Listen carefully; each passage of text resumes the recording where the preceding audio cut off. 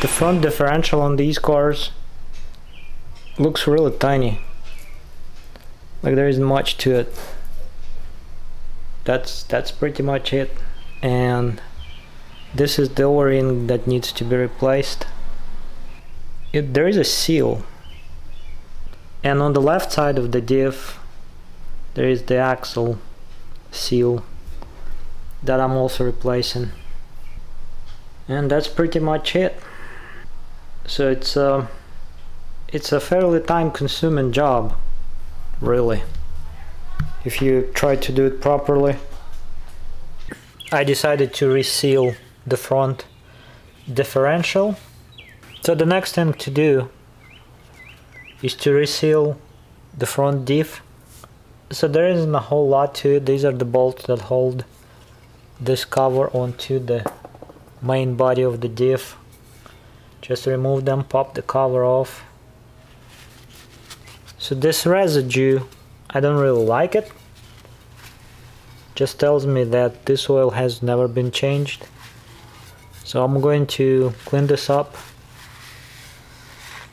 and fill it up with good oil. Here's some oil, and it's the same story. The oil itself doesn't look too bad. I would say it's clean, more or less, but there's a lot of residue. Like that just comes off, showing shiny aluminum under it.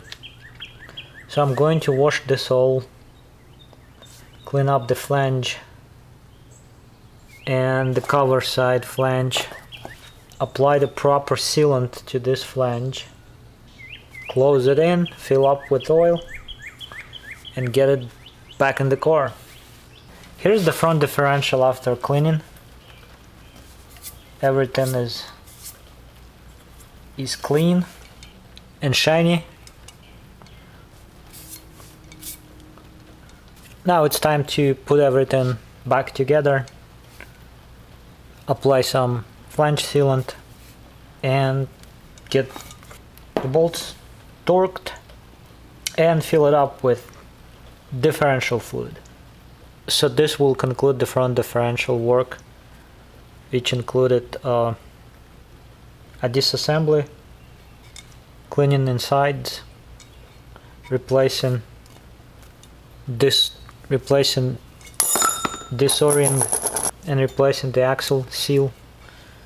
So there is the aluminum case, and there is a steel washer sitting under the axle bearing, or no, the diff side bearing, and all of this is just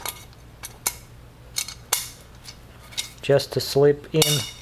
You really have to just line this up properly, and it all comes together. So I'm going to apply the flange sealant and close the differential.